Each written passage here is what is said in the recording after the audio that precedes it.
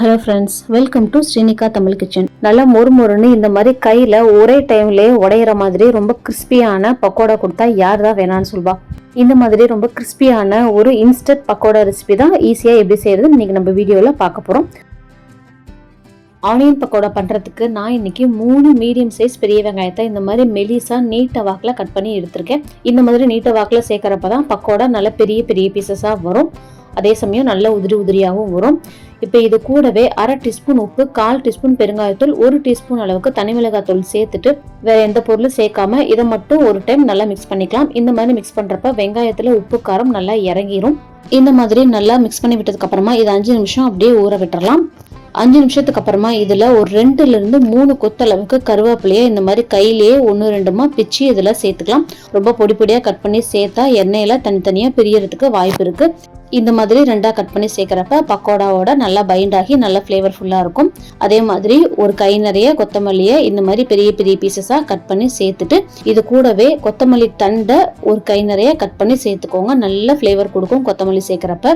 இது கூட இப்போ ஒரு 100 கிராம் அளவுக்கு கடலை மாவு சேர்த்துட்டு 50 கிராம் அளவுக்கு அரிசி மாவு சேர்த்துக்கலாம். கடலை மாவு ரொம்ப அதிகம் சேர்த்துக்கூடாது. இது வெங்காய பக்கோடா அப்படிங்கறதுனால வெங்காயத்தோட டேஸ்ட் தான் அதிகமாக இருக்கணும், மாவு டேஸ்ட் கம்மியாக தான் இருக்கணும்.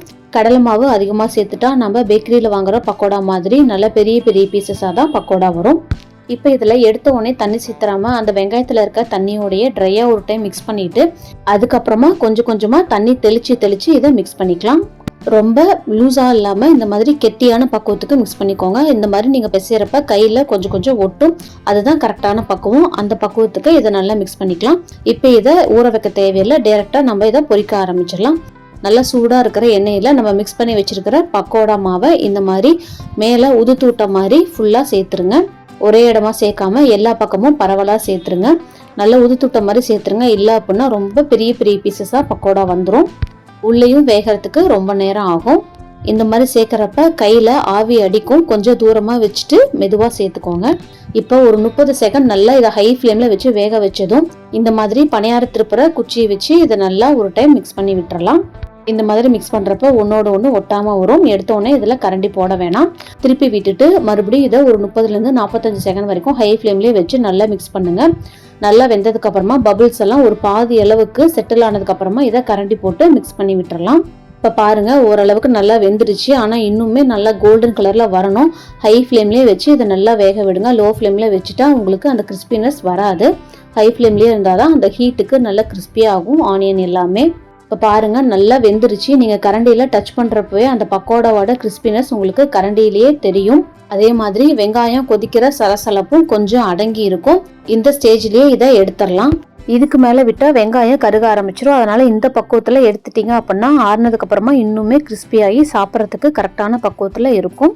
இப்போ இதே மாதிரி மீதி இருக்க எல்லா பேட்சையுமே அதே மெத்தட்லேயே ஃப்ரை பண்ணி எடுத்துக்கலாம்.